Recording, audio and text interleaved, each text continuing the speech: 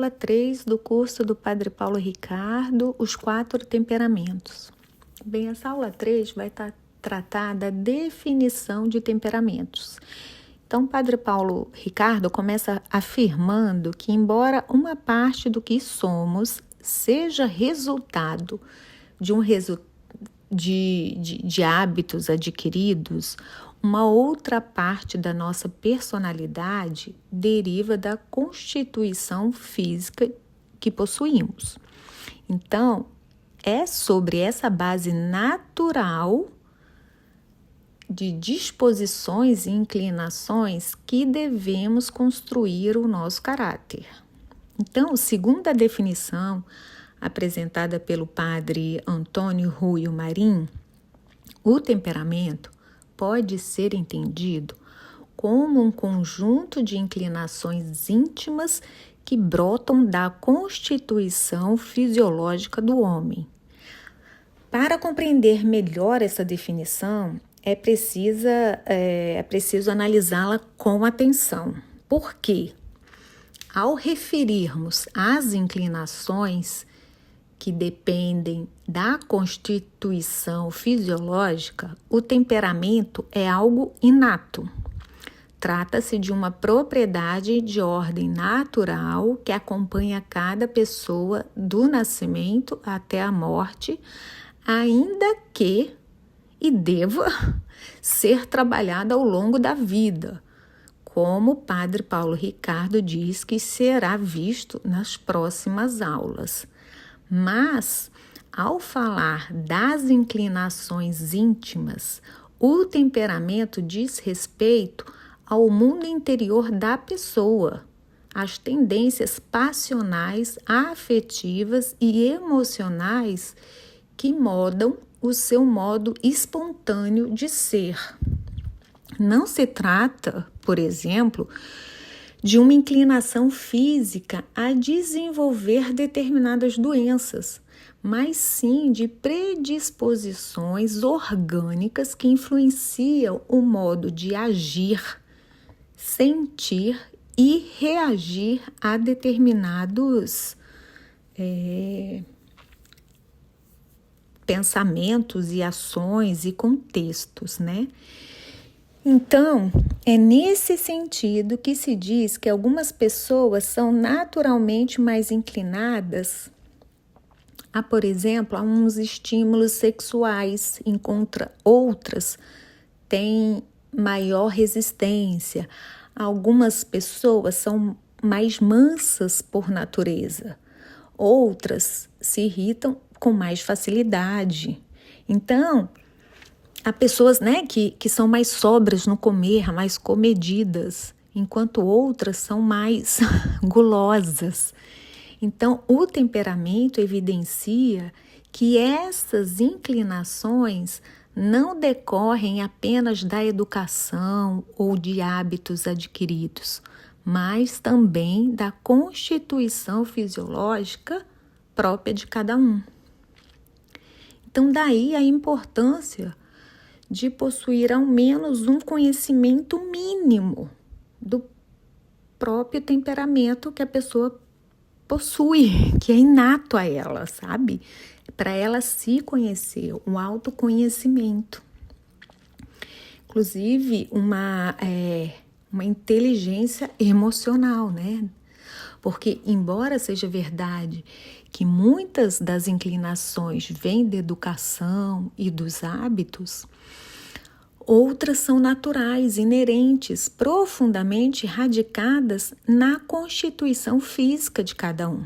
Então, por isso, é irrealista e até insensato pensar que seja possível anulá-las completamente, como se fosse preciso fazer uma violência contra aquilo que se é. Não.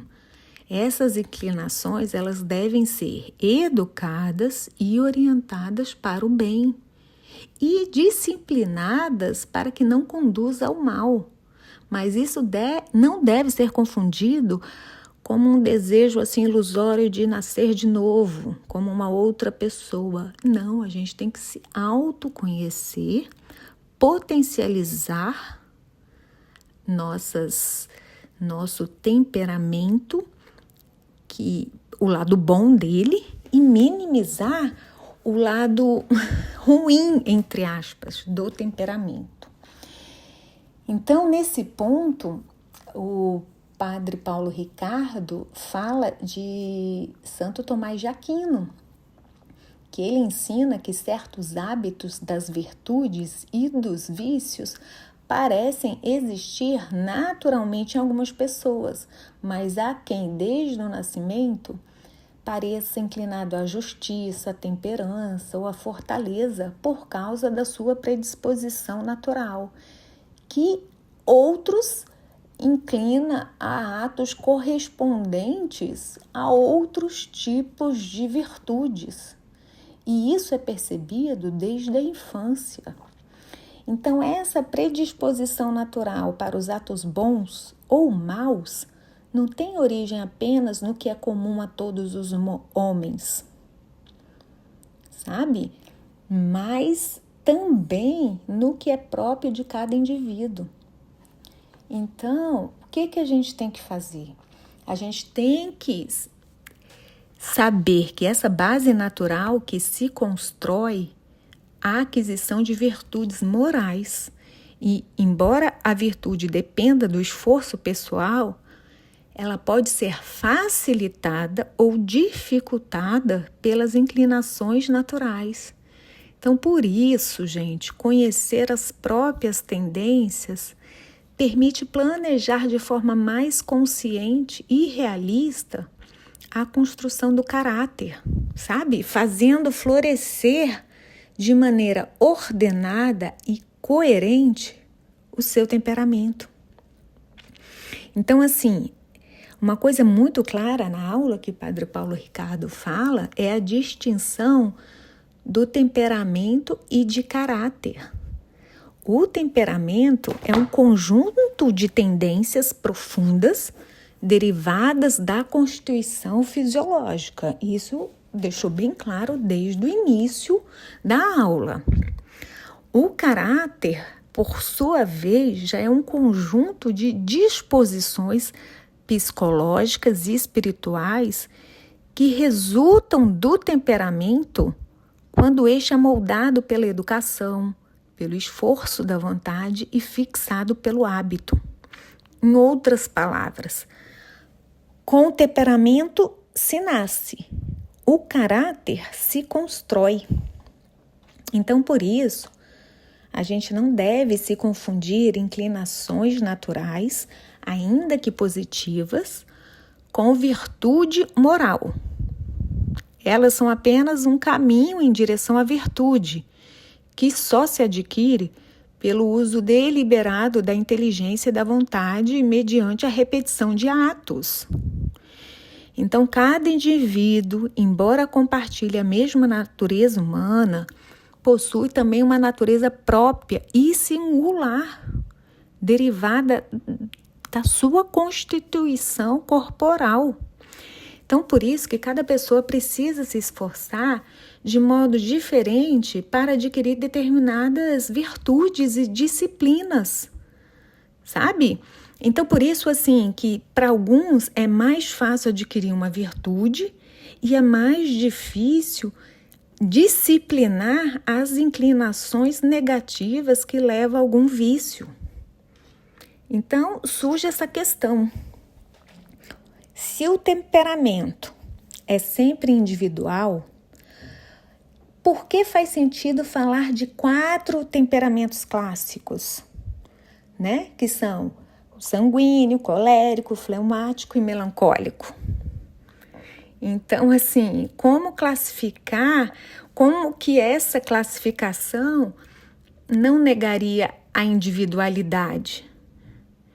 E isso, Padre Paulo explica na aula que, embora cada pessoa seja única e irrepetível, existem constantes observáveis.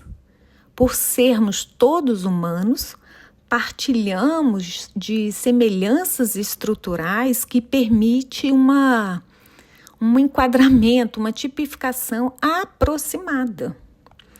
Então, assim, essas constantes, quando bem identificadas, ajudam no autoconhecimento. E é por isso a razão desse curso. É por isso que nas aulas seguintes, o Padre Paulo Ricardo explica que a gente vai estudar cada um desses 4 temperamentos reconhecidos pela tradição filosófica e espiritual para a gente se autoconhecer. Ok? Te espero na próxima aula.